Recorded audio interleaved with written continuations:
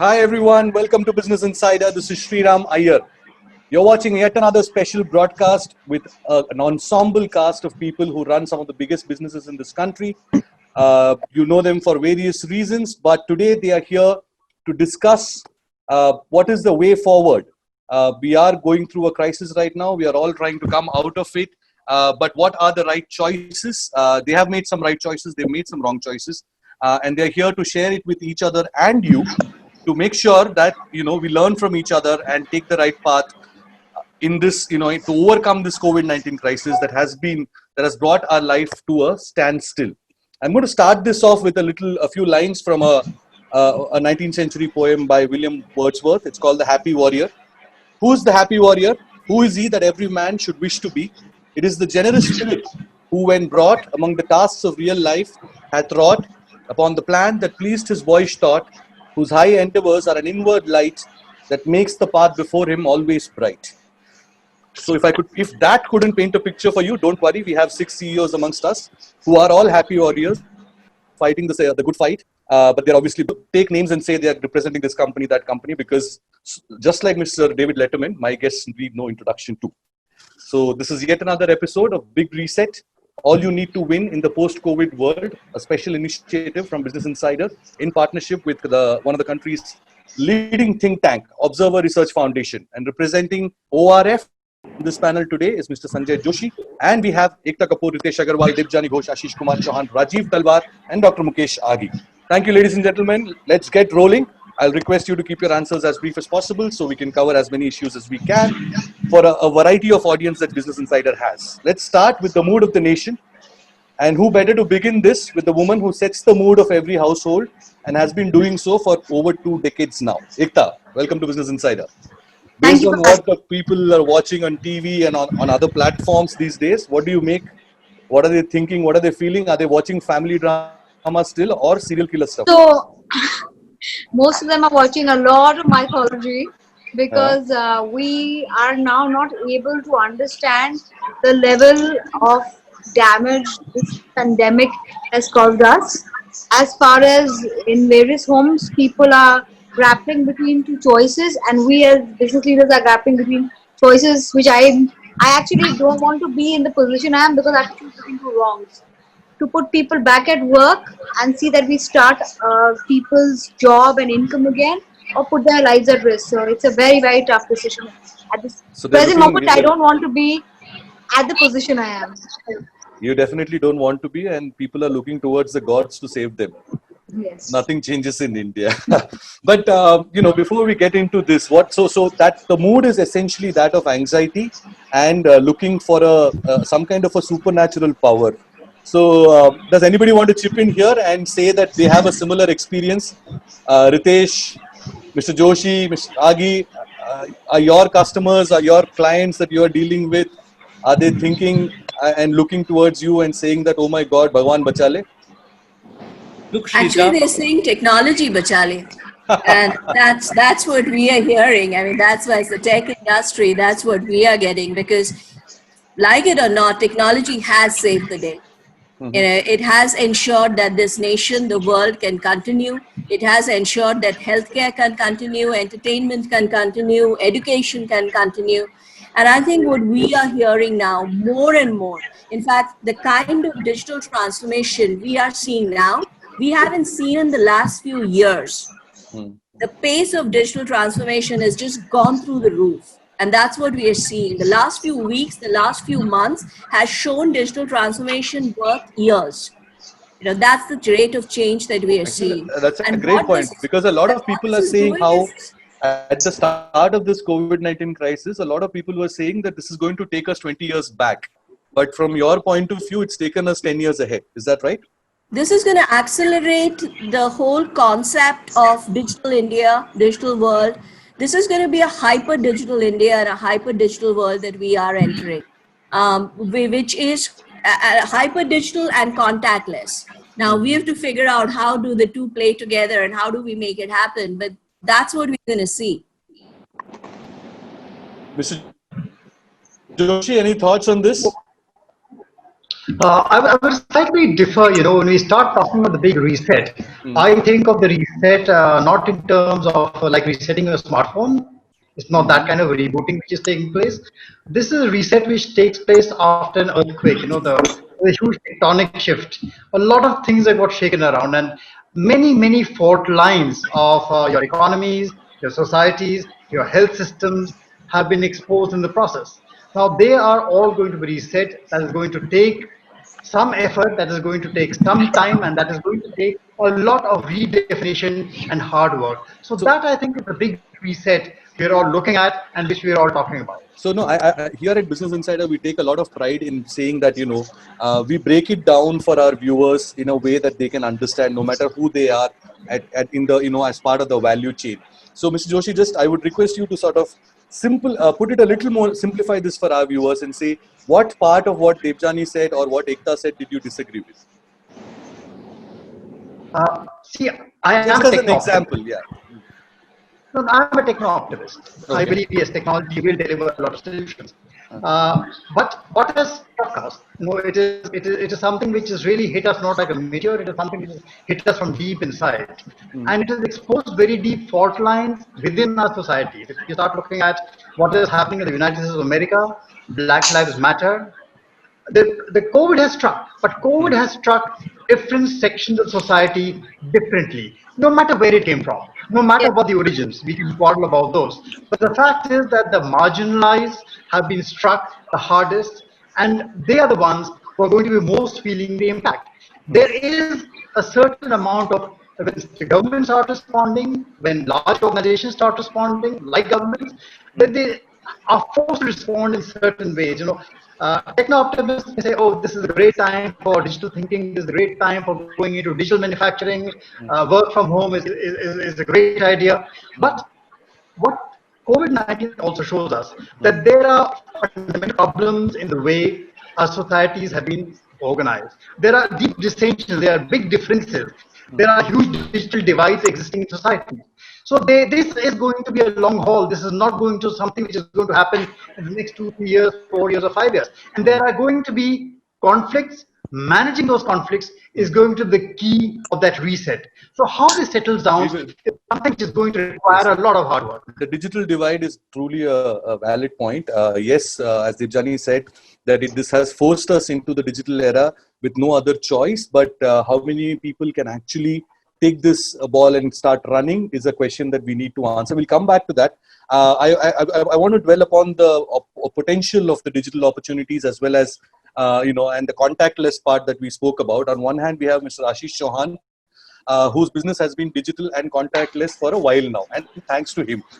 And on the other side, we have Oyo, which is Ritesh Agarwal, the founder here with us. Ritesh, this is something that's probably going to be a little bit of a challenge for you. Digital part is probably taken care of, but contactless and the hygiene issues, etc., that has to come across in your hotels, and these are some very decentralized processes where everything can't be pinned down to you or your the head office, but every hotel has to be up to the mark, and that is something that you will have to enforce and make sure it happens. Is that going to be a challenge?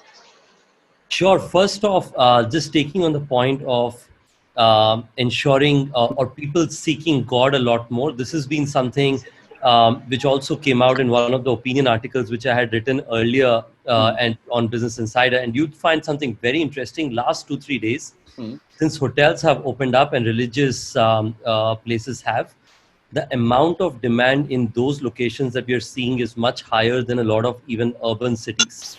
So people are definitely seeking God more than ever before, which is not a good thing. Like Ekta mentioned, this is not something that is something for us to write home and be happy about. But I was just seeing this afternoon, there were images of people in a couple of religious destinations, huge queues of thousands of people wanting to get to temples. So I think anxiety is definitely is high, and I think religious destinations and people will definitely seek God more. Yeah. I think about our business and wine shops. That is another place where we saw lots of queues because people think that's the other thing that can cure anxiety. Absolutely, absolutely. So look, I think with that context in mind, clearly one of the things that's been talked a lot about is travel, aviation, and hospitality are among the most impacted industries. There is no surprise there. So, given the exposure we have into this segment, it is absolute and clear that we have significant impact that we've had. But the last couple of months have shown us three important learnings. The first one is consumers' sense of sensitivity for cleanliness, hygiene, and worry about the virus is at its absolute high. And hence, we also launched a program of sanitized stays in India, United States with CDC program, Europe, and few markets across the world.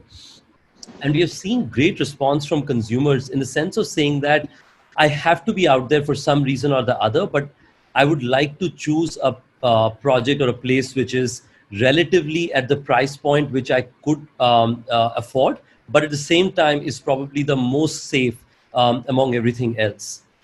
The second interesting thing that we're seeing is people are looking at vacation slash leisure travel a lot more in road or driving holidays rather than that of air or other vacations, because people are very, very scared on getting into planes anytime in the near future. But on the other hand, they're just bored living at home for a long time. And hence, there is this need of trying to take a weekend staycation or something in that order. And Queue in for that Ekta respect, for a road trip movie. At this Dil, present Dil, moment, Dil Chahta Hai Part 2. no, I don't think I can Dil Chahta. It would be more like Kyunki Saas Bhi Bahu Thi, now in another city. But what I actually agree with him, I actually believe a little more of while people want to get out, they're financially finding themselves wanting to keep back a little bit of finance and trying to save a little more. See, there are two mindsets that are building up, and I sort of agree with Mr. Joshi that there's a serious amount of divide on what kind of psychological impact it's having on different sections of society. So what's going to happen actually is going to be that there are going to be a reset that will happen for a long time, and it will be of different types. Like, for example, a small thing like yesterday, I was told about starting shoot in the next 10 days. Any other time, I would have gotten proactive and said, yes, my teams need to get back to work. People are suffering. They're calling up the office saying we need to get back to work. They are freelancers, yet they've worked with Balaji for 9 years. But now I'm thinking twice because I'm thinking if anyone falls ill, I'll be called the big multinational or the big public limited company who put people's lives at risk. So, the psychology of even a leader is that you're choosing between wrongs and True. you don't know what the repercussions of a situation like this would be. Yeah. So while the app is doing really well, I don't want to shoot. Cool. No, so I think so there is a complete variance in the kind of mood, and this has been true about India in every respect, right? I mean, no matter what happens in India, it's such a diverse country that people react very differently, and that would be true for everything from elections to budget to any film release to any story, any book. Exactly. That diversity is something that we will have to live with, and in some ways we are very proud of it. But it's very tough today. I would tell you, I would not want to be the head of any state or center for some years because you cannot make the right decision. No one will be happy. If my team is watching this headline, Ekta is putting behind or pushing back her political ambitions for a few years. But if they were there, this is the moment I ended them. Okay. So let's talk about a bunch of people whose sentiments matter. And those sentiments, if they have a mood swing, it's worth $1 billion every minute. And that is those are the people that Mr. Ashish Chauhan deals with on a daily basis. What is the mood in the markets, Mr. Chauhan? Do you see the same kind of diversity, or is there some kind of a uniformity in how the market feels? Yeah, if you look back, our market never closed down. We continued from March 23rd onwards, and we never stopped even for a single second. All our trades have happened, settlements have happened, all banks, registrars, transfer agents across the country. Of course, IPOs have not come, but broadly speaking, every market that is automated, especially on the exchanges, is working. And that is also, in a way, a testimony to India's technological prowess, that we have gone deep. We are pretty much available in every mobile phone now. But for me, what is more important is that we are fully connected. And what I hear today with Ekta and with Ritesh and everyone is very, very what I call company-centric frameworks. But for me, when I look back, I wrote few articles. I didn't come on public domain for very long. This is my first public interaction actually over the last 3 months. And what I observed and I wrote is basically that India is fully connected to the world. And this is not a shock only for India, for the rest of the world also. And we have come down from say 50 to 30, but they have come down from 95 to 50. So we have a right to catch up. We have a time to catch up. And if we pivot ourselves well, we would be able to actually catch up with the rest of the world, which we actually lost out over the last 300-400 years. And we may be able to catch up much faster now that everyone is back to some sort of a reset, as you said, big reset. The second part, which is also more interesting, is how do we pivot? Which are those industries that need to be worked upon? And India is pretty much at the cusp of some of the more interesting, what I call futuristic industries. I think Debjani talked about it a little, but more from saying that we are currently running the rest of the world and rest of the country. But I think we can use that awareness about the technologies and all pervasiveness in Indian economy, despite being so poor. We can actually do much more and take the future by the cuff, and that's what my hope is. We are having a situation where the rest of the world is pumping tremendous amount of money. So although there is on one side there is a panic, other side the reaction to all the governments, the large governments as well as the reserve banks of rest of the world, is to put in close to 10, 12, 15 trillion dollars. And just now I was reading that 12 trillion dollars have been pumped in or promised to be pumped in, and the markets have gone up by much more than that. And that is some sort of a solace. Markets have gone up, yes, but more than that, gold has gone up. Every time they pump in money, gold is the only price that gets. Now, the way I look at it is the world order is going to change. What happened to nuclear bombs when it was busted in Japan, almost similar times, probably by 1 month in 1945. What happened to the rest of the world was that everyone got shocked. And it was a technological race, which in a way US won. It was not a US's fight. It was the European nations which were fighting, US won. And now, in a way, the virus-based new bioweapons are going to change the world. The way nuclear framework changed, but nuclear bombs were affecting only the countries or the cities on which they were dropped, while as the virus-based bombs are affecting everyone very silently, the entire world. And the guys who can actually manage bioweapons, those guys are going to be sort of haves of the future. And that's where, for me, India will have to now start thinking about what is going to happen. That is also going to change the UN, United Nations. You have seen some moves. The World Intellectual Property Organizations, the World Bank, the IMF, the entire. You can see Chauhan, when you started speaking, you were sounding optimistic. Now it sounds like you are pitching a script to Ekta. No, I'm actually very optimistic because 70 years of our independence, we went with the wrong guys. We were on the wrong side of the history. Today, we have a chance to come on the right side of the history, and I think we are taking that chance. We have just signed up with Australia. We are going closer to America, and for me, that is the only way to go. Earlier, we were leaders of non-aligned movement, which was nobody, right? And nobody could support anyone. I know Mr. Talwar and Mr. Aghi are also waiting very patiently. Thank you. But I have a counterpoint to make here. 1 second. Not a counterpoint, but just an add a layer to what you were just saying. 100 years ago at this time, there was a world war, yes. But there was also a few years before that, there was the Spanish plague. And that didn't stop the world war. Why do you think that won't happen this time again? In fact, it may not stop, but you have to align with the people who can actually help you, who can work with you in the right earnest and also make you come up. While as the ones we aligned with in last 70 years, they themselves were poor. They couldn't do anything except selling you bogus hardware in defense, which doesn't work when you require, and so on and so forth. So for me, when you go with the right people, align yourself rightly with the right partners, probably that's where the world order is going to change. And India, given its current position on technological strength, its own GDP on aggregate basis, and many other things, India has a very large role to play So going forward. you're saying that India is not central in this COVID-19 crisis, but it will emerge as the winner in a summary. Absolutely. And Right? if you work hard, if you work smartly, This is we the will be script the I winner. want to make. Yes, I am yes. in Mumbai. I am in Mumbai. We can talk later offline. Jane, this is the one I want to make. Fantastic. So Mr. Chauhan spoke about governments and central banks across the world pumping in money, and so that happened in India as well. But there is one sector that did not, that argues that it didn't get its fair share, and that is real estate. And the representing real estate is India's biggest real estate developer, DLF's CEO Rajeev Talwar. Welcome to Business Insider, Mr. Talwar. Thank you. Do you stick by the argument that real estate?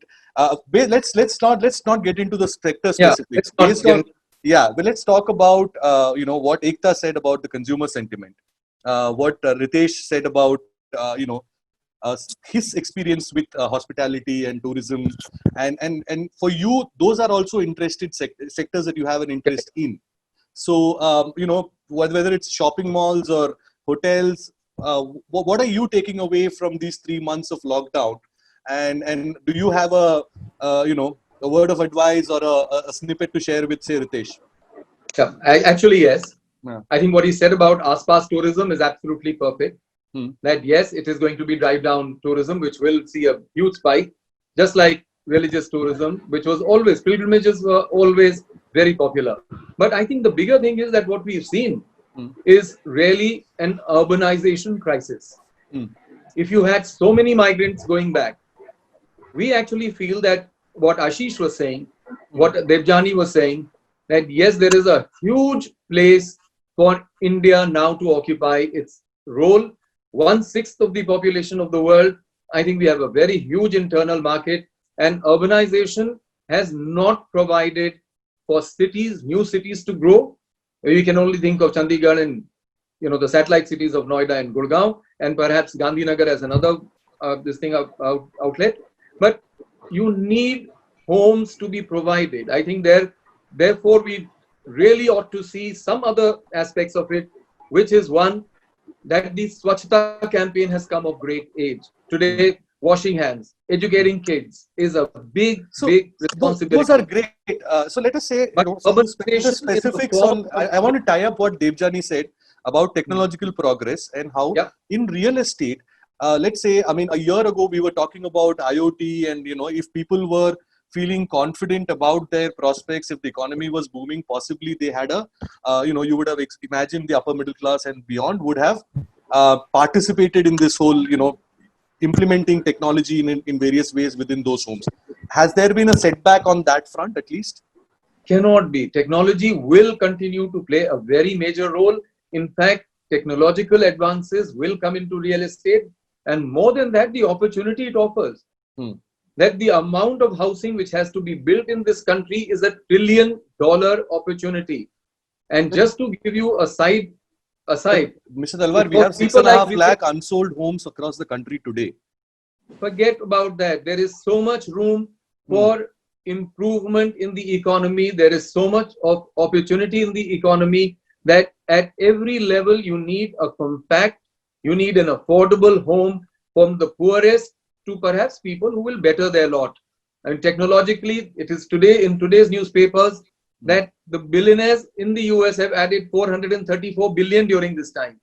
Jeff Bezos and Mark Zuckerberg have added 43 and 25 billion. In India, there are going to be huge opportunities for every kind of business. You have to realign. For instance, Ritesh, he can become a part of $1 trillion economy. It was actually providing hotel accommodation.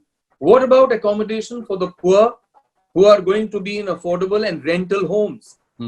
Somebody has to manage that. The government cannot manage it surely on its own. But the number of structures which have to be built, which run into crores of them at the bottom of the pyramid, imagine how much of an economic turnover it will give a rise to. How many new cities, how much of infrastructure development. There is a huge opportunity lying for India to restate its position in the global order. And I think that's what Ashish was saying, that this is an opportunity for everyone. We need new cities, we need new infrastructure, we need huge investments, and biological, my God, that's the scary part, that biological weapons will come into play. How will India and the larger countries protect themselves and the entire world? There'll be a new UN order. I think we are talking at so many different aspects of this pandemic that it gives an opportunity for everyone to rethink, to re-strategize, to reinvent, and thereby hopefully be a part of a much larger economy, not only technologically, educationally. To summarize, to put it in one line, are you saying pump in more money, or are you saying select sectors and then spend money on that? I think every sector, the big issue will be that, yes, why? I mean, hasn't Reliance shown you that how much of FDI they can get in right now, how much of a rights issue can be subscribed?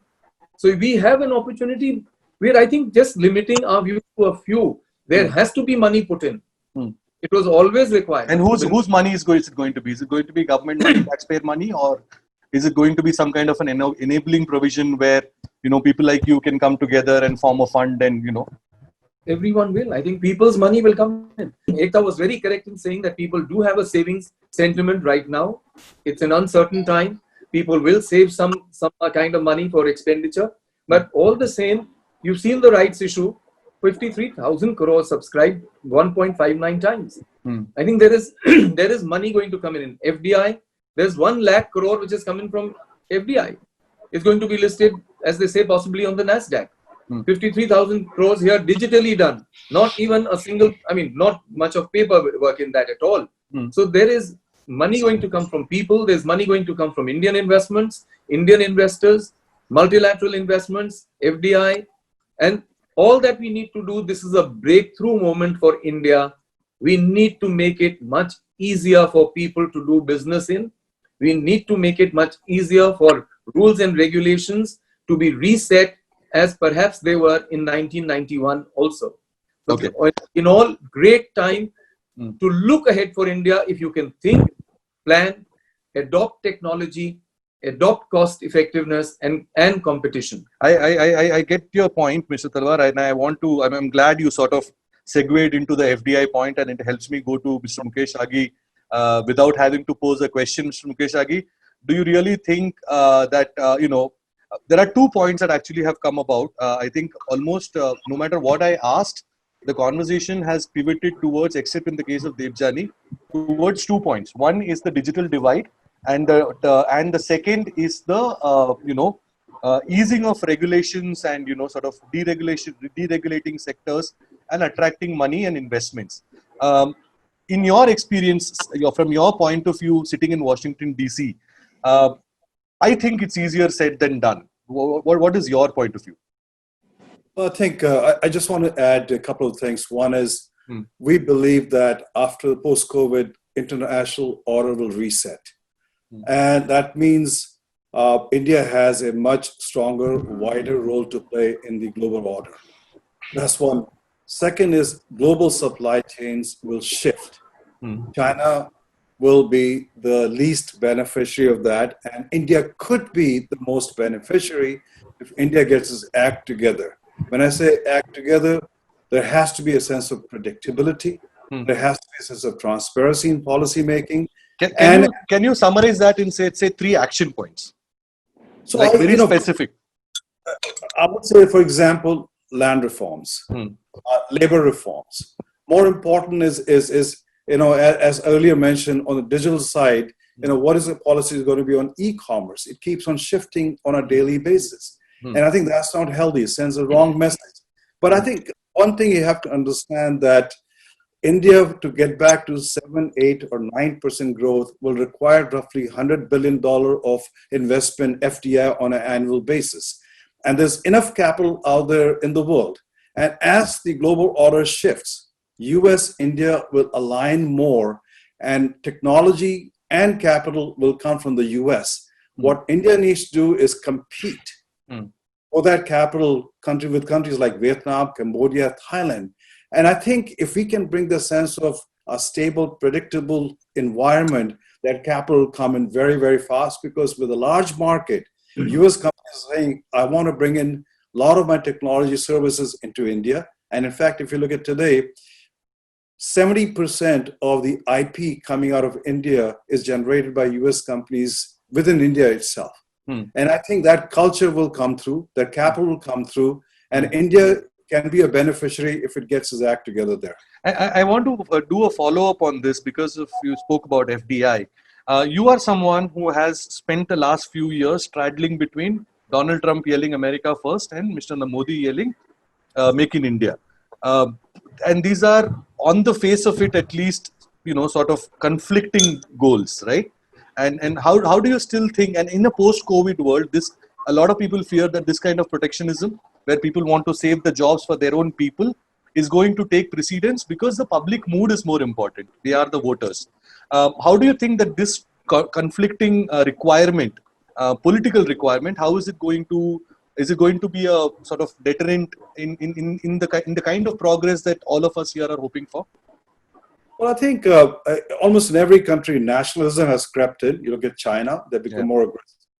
To answer your question, I don't think they're contradictory. When the Prime Minister Modi says, be vocal about local, it's about trying to bring self-sufficiency. If you look at India in the 60s, got self-sufficiency in the food area. Now, post-COVID has sent a very clear message. We need to get our act together in India on the healthcare side. Now, what does US export to India? Two broad items, planes and energy. India does not produce those two items. So I don't think from that perspective, there's a conflict. What does India export to the US? IT services and generic drugs. Those are the two largest items, which US does not produce. In fact, if you look at... But they bellyache constantly, especially on the drugs front, on the pharmaceuticals. Yeah, but they're doing more R&D. If you look at the Gilead remdesivir drug, which is considered one of the first drugs which can help on cure of COVID, even though the research R&D is done by Gilead, but the production is done by Indian generic companies like Jubilant and others itself. And one thing I just want to point out is India supplies 40% of the US generic drug into this market, and brings roughly $30 billion of saving to the US government. So I think the relationship is complementary. Being vocal for local is not contradictory. And I believe both countries can cooperate and collaborate in a new international order, which is a win-win for both countries. No, so I think I'll come back to this point, because I want to go to Debjani with this particular technology-related point that you made, because I want to come back and bring up the Harley-Davidson issue. For example, it's not a question of what US exports to India, but what it wants to export. And that is where the conflict will arise. Debjani, your point, you've heard all of them speak about it from the sectors that they represent. What did you make of this from a consumer point of view? Let's stick to the consumers, right? For this might be a great time for enterprises to make the transition into, high tech, cloud, ML, AI. But what about consumers' shift to technology beyond the use of apps for ordering stuff? So let's look around us. What's happening today? Most of the students today, how are they learning? Schools are closed. We've been talking about online education for I think, Debjani, sorry to interrupt 1 second.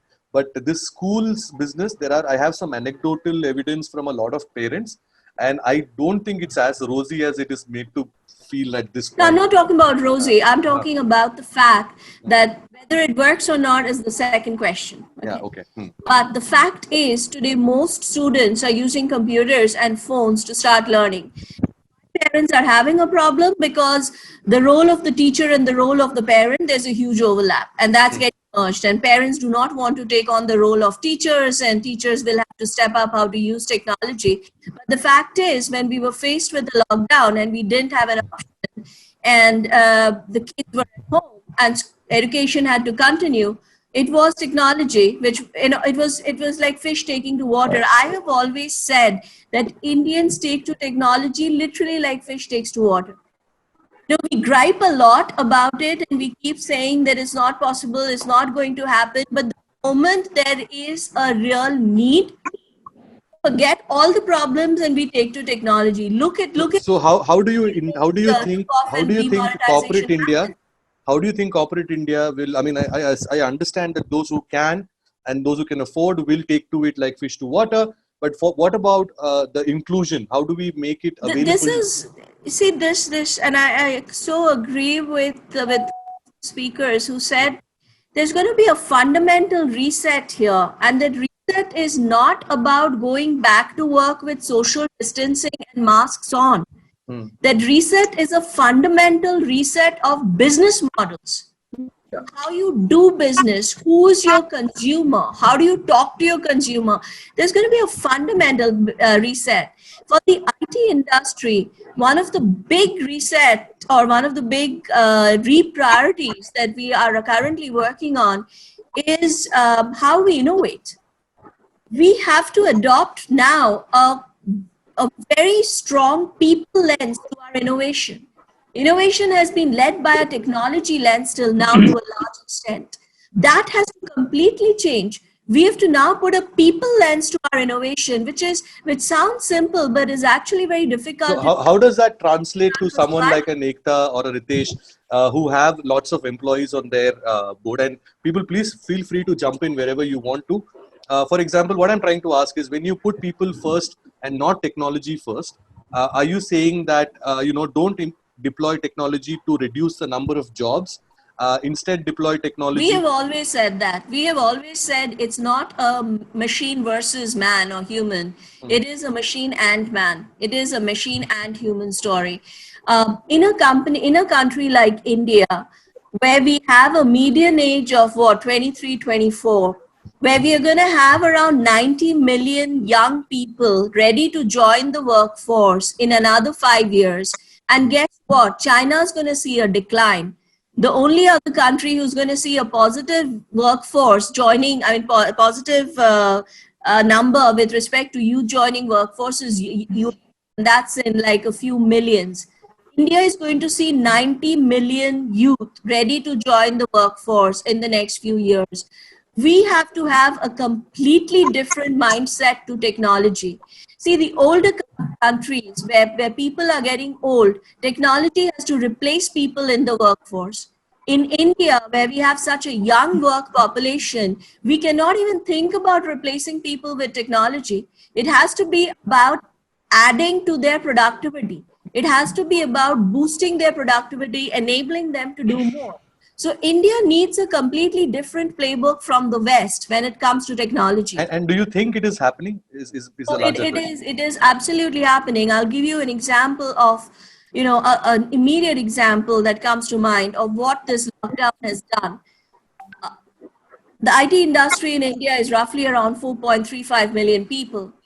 Nearly 4 million people were moved to work from home the first week of the lockdown with assets. So we were 98% working from home because companies decided it's absolute employee safety first. Only bare essential, 2% was left back on campus. Even now that the lockdown has started easing up, the industry has decided we are going to do a very staggered opening. So we are roughly right now around 95% or maybe 92% back to office. What we realized in this lockdown is because the remote working did not lead to any loss in productivity. We did not, and this is what Mr. Chauhan was also saying, we saw zero drop in productivity because people are working from home. Yes, the situation can be improved with last mile connectivity, power supply, etc. What this meant for us is a large part of our workforce. We have a very young workforce who were staying in the big cities in hostels, etc., to go back to their hometowns, villages, the smaller towns of India. And we realized that, lo and behold, you can actually conduct work even with them in the smaller cities. So this has it's not just work from Ekta, I want to come to you before we are sort of running out of time here. I want one question from you, which is basically your challenge is slightly different. Your challenge is not that technology is going to come and replace work. You need, artists, art and cinema is going to play out a little differently. If you get a new piece of technology, you probably need 3 more people to run it, right? So actually, my question is, because I run 3 different businesses in the same business, I'd like piece it out into 2 parts. One is that has the work continued? Yes, it has, and the ideation that has happened in the last 3 months has been fantastic. Has the company grown? Yes, in a way, because it owns an app. It's a mass-led app. It clearly, with all the controversies aside, has done very well for itself because it's a cheap app and it does not want to contradict or fight Netflix and Amazon. It fights to get the audiences who watch TV, but when you watch TV with your family, you will end up watching what others want to watch. You can watch individual programming for the masses on the app. So that really worked for us. As what I agree with ma'am is that I think the lens of technology, we can't look at a business anymore with only technology. We have to have a people lens at the same time. Technology has helped one part of the business. One part of the business is now putting people back on job because we need to get content. I'm going to come to that. That is the most important part. For example, for an industry as big as an employer as the film industry, and you as a producer, you also wear a producer's hat. So, yes. My question is that people are not. I mean, people might go back to the theaters, but maybe in fewer numbers. I think that is more or less settled, at least for the next year or 2, right? So for you, the problem is the multiplexes are not just losing ticket sales; they are losing all that fancy popcorn and the prohibitively expensive samosas, and which means that they are not going to pay you money for as much as they used to. Which means either the number of films produced in a year has to go down, or the number of amount of money spent on every film has to go down. Which one is the choice that you would make? So, like for me, and I'm talking individually because I have to represent my own company, we are now pumping in more money into films in the next 1 year because we believe the deliberation will lead to celebration. And it takes the whole process of a film is 1.5 years. And we are hoping that there's been a mindset change and we're investing for that. Simultaneously, we're breaking out our investment into digital now, and television, of course, a cost plus model. So our whole thing is that we're not feeling scared as such as the producers of the industry know that if tomorrow a film can't release, automatically there is a digital space, the film will be watched. No, but the cost is recovery. You have to keep the cost enough to recover it from a digital place. So there you come into play where you actually say, okay, and since everyone is aware of the situation being so drastic, there is a whole industry coming together and saying, let's make cost-effective films. Tomorrow, if they don't release in the theaters, there's enough audience on different apps. I myself can't afford on my app because I'm a very cheap app and I'm for the masses. But I sell my own films on different apps. Okay. So I'm like, now we are going to be waiting to see how the next 6 months or 1 year plan out. Films will still be watched. So let's say an aspiring filmmaker is watching this, a scriptwriter or a producer is watching it, and he's saying that what should my cost go down by? I would say to keep in mind that tomorrow the supply versus demand might change with the different apps because there are only 3 or 4 big players, big apps who are going to be picking up films. People like us will be wanting to make content instead and pick up content. I would say you would have to deliberately keep your costs at least 30% lower than what you imagined because one sector, that is the theatrical release, has gone down. Even though there are movies being picked up, at one point the supply demand chain will be unequal, and that's when films which are slightly more economical will be taken up by the apps far faster. Okay, that's a great insight. If you're wanting to make a movie, reduce your cost by at least 30%. At least 30%. At least 30%. Okay. So who else wants to chip in on between what Debjani and Ekta said? Is there something, before I get into the digital divide issue once again with Mr. Joshi raised, is this kind of a cost consciousness? Is this going to be, I had promised myself I won't use the word new normal, but is this cost consciousness the new way of life, Ritesh? Sure, look, as Ekta and Debjani mentioned, I think fundamentally in the new world, people will want to make sure that there is a new order in terms of not just the new world in terms of businesses, countries, and so on, but also in terms of people's earnings and income patterns. and hence what they're willing to expense in various areas. So people are willing to spend probably more on healthcare and safety, but at the same time, for the things earlier, they want to save 10 to 20% of the previous expenses. So for instance, we've issued a national guideline for all of our hotel partners that what are the 4 or 5 places you can use technology to operate more efficiently in your hotel. Right from at check-in, how do you ensure digital payments are promoted? How do you ensure that key cards can be significantly more digitized? Basic things which help the 20-30% that Ekta is mentioning. I don't think it's a movie industry only benchmark. I think it's going to be a cross industry benchmark where you have to reduce your cost of operating and all the savings, invest that back into safety and security, because that's the new normal. And I know that you didn't want to use the word, but that's absolutely the new normal. No. So there are 2 things I decided not to call this. 1, this is not a webinar. 2, we are not talking about new normal. We're talking about the big reset. That was my idea. So Mr. Joshi, I want you to come in on this, what, Ritesh just said. And, the fact that, we are relying on technology. So technology is required, cost consciousness is required. And when you match the 2, it only comes down to widening the digital divide. Is that a legitimate fear? See, I'll agree with what Ritesh has said, and also what Ekta has said before this. But I'd like to come in on just 2 issues here: work from home and distance learning, both of them. See, there are some fundamental things which we need to address. When we talk of both these things, both work and education are not just about work and education. They are also a lot about socializing. They are a lot about identity, about who you belong to. Now, technology is one part of it.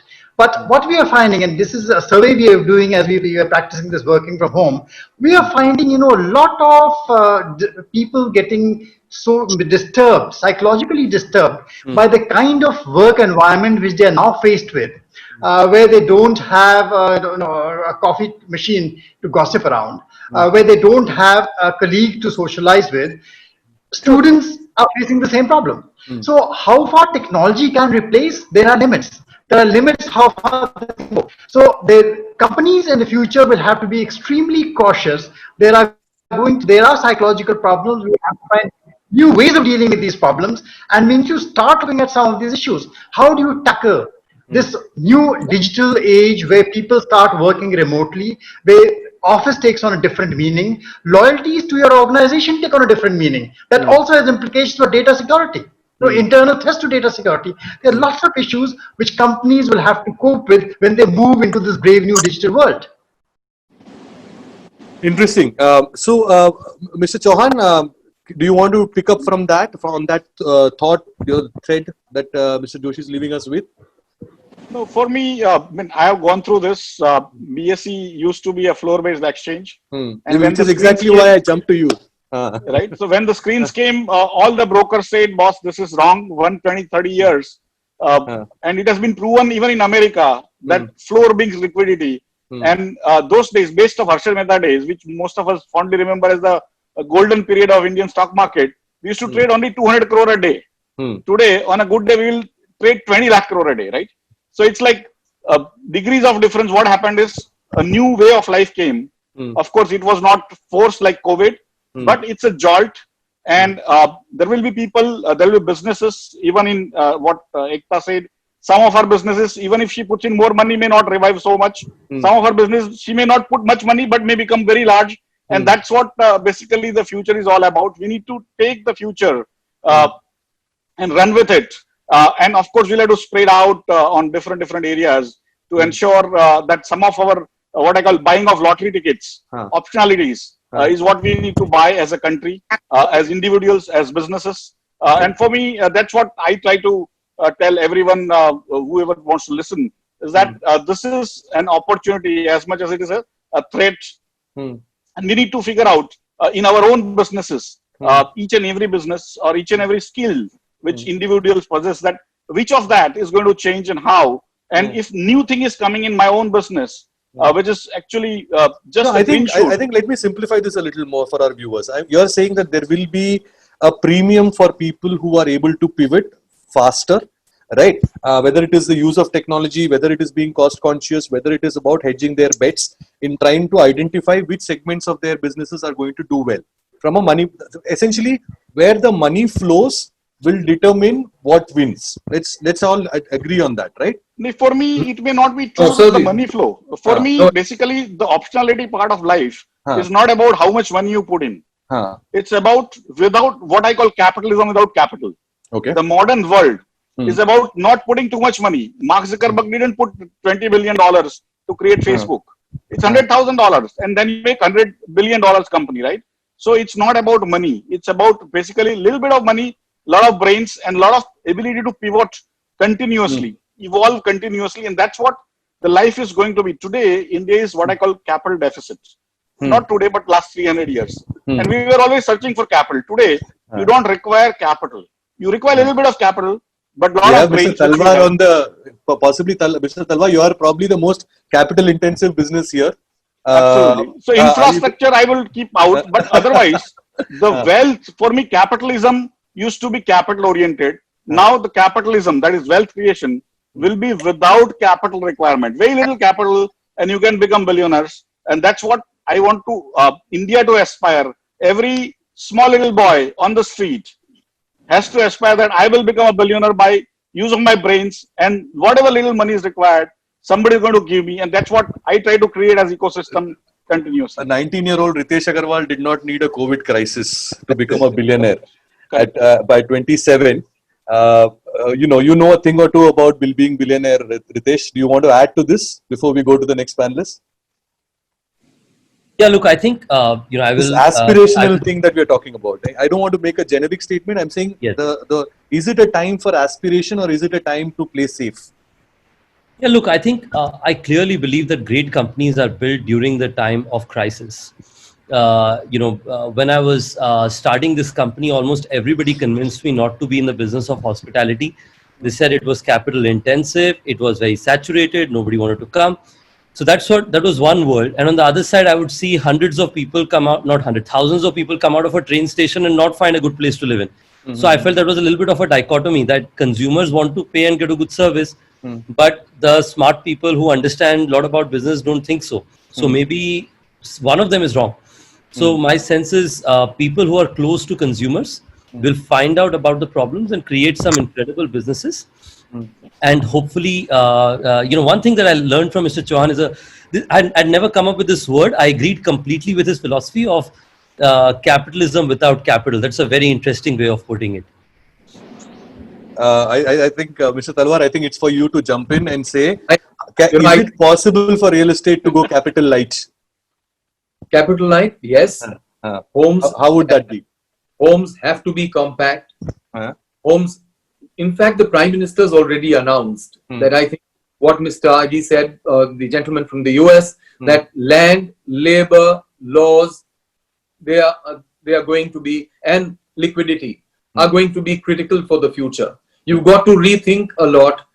Why should people be living in slums? People will think of ideas. People will think of putting in money, and money will follow for good ideas. People have to rethink a lot in this world, the new world order which emerges. And I'm quite sure that from $89 trillion, I think we are going to see an economic reset, which will be probably amongst 120 to 130 trillion dollars global GDP, because people all over the world are thinking. India has a great opportunity because of our population size, our demographic advantage, whatever we've been talking about. And people have the ability to think. They have the ability to innovate.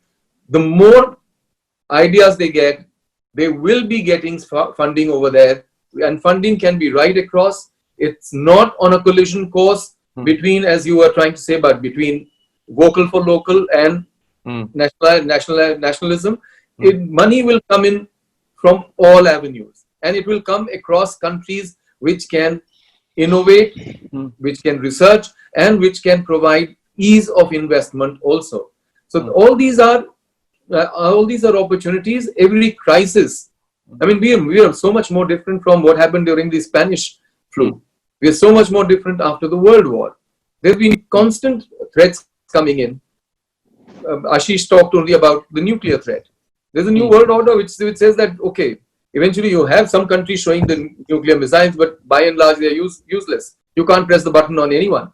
So all these will come about, and opportunities will be there, whether it's media and entertainment, whether it's hospitality. In fact, hospitality, I think the kind of platform that Ritesh has put in, his biggest new customer will be the Prime Minister's Awas Yojana. If we have got to build 50 to 60 million homes for people to change their financial and emotional security, then I think the biggest opportunity would be on rental. People can own a place in one city far away in the world or far away in India and live in another. So rental housing will come in. Why should people not have homes when they get out of a train or a plane? Why should they only be living or in buses? Why should they be looking out for a jhuggi to look in, for a slum to look into? So I think everywhere, people have got to rethink, remodel. So Ritesh, do you agree with that? Do you see an opportunity in Pradhan Mantri Awas Yojana? Absolutely. Look, I think this is the technology demonetization equivalent situation where you stole my line, Ritesh. Right in the new world, you want people to have great quality housing that people have said for a long time. But this provides an opportunity for this country to really bring, everybody deserves a good quality living space. That's a very simple aspiration that every Indian should be able to aspire. So I have complete agreement with Mr. Talwar on this perspective. I hope the legacy that COVID leaves behind for India at least is a legacy of some game-changing reforms. That's the one thing we need, whether it is with respect to ease of doing business, labor, technology. But I think in hindsight, we will all look back and actually have some silver lining to COVID if during this time we can seize the opportunity to really radical reforms in the country that will set us up for absolute long-term future. Okay. On that note, I'm going to do a closing one-liner with each one of you.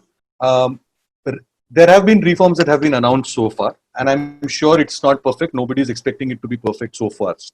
So let us score on a scale of 1 to 10. How do you think these reforms have fared? And the top of the list of reform, as far as you are concerned, that should be enacted upon immediately. Your suggestion to the government. Let's go one after the other. Debjani, please, you're still on the frame, so let's go with you first.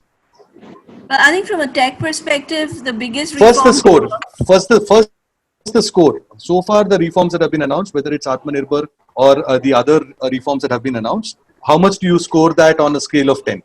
I'll speak to the tech industry. That's what I'm most comfortable with. Yeah. And on that, I would say the reforms that we've seen, it would be around 7 or 8 as far as the tech industry is concerned.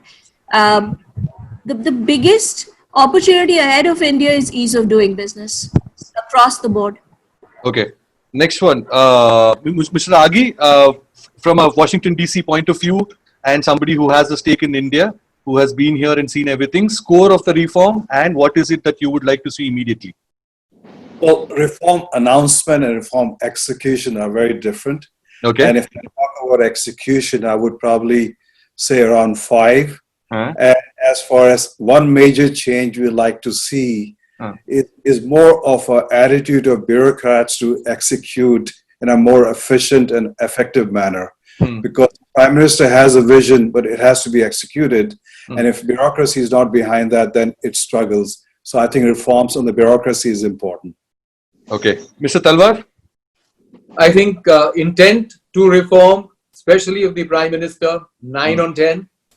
And the biggest thing I think is to downvalue land, because that's something which should not come in as a major investment. Okay, so I think I can't I have to go back to my reporter self. And Mr. Talwar, you are saying push the home prices down, push the land prices down. Yeah, if you want to, right? Can I quote you on that? There's going to be a story tomorrow. Whether it is buildings, whether it is industries. So the best way to bring home prices down is to bring the land prices down. That's it. Well, not home prices. Well, home prices. Yeah, that's what the government is pushing for. Government is saying cut the prices, but you are saying we can't cut prices if land is expensive. We already have a solution for that. There is so much of land owned by companies, private companies are monetizing land. That's what all the private companies who are venturing into real estate are doing. So can the government, whether it is public sector undertakings, whether it is private undertakings, or whether it is governments, union government or state government, bring that price down closest to zero, and you will have enough affordable housing all over the country. Mr. Talwar, I'm going to invite you on another panel again very soon, because we need to discuss this housing for all. There have been 3 different blueprints that have come over in the last 10 years alone, right? There was one under the UPA, then there was one under the NDA, and it has changed form again and again. But nothing has really happened about, sort of monetizing the PSU land, which has been discussed again and again. So we'll come back to this on another chat. But Ritesh, your turn now. Sure, look, I think, and the biggest one. I think I will focus on SME and rental housing, given these are 2 areas which are significant focus for us. I think on the vision and the changes of reforms, I would probably rate very close to what Mr. Talwar did, which is at a 8 or 9 on 10. And specifically the 2 things that are very critical. One is SME. You and I know how long pending this has been to be able to make a change on what SME definition will look like. I think that's going to benefit the real heart of the Indian economy, which is a small business person. Every person in this room has something to do with the SME in this country, and I think that's a huge change. And the second is a rental housing. I think, on a lighter note, I would say if the land prices go down, the building prices go down, the rentals go down. So it's a chain that is hyper connected. So I do believe that that's the second big change with rental housing that we're going to see in the times to come. And you and Mr. Talwar are going to have a meeting after this.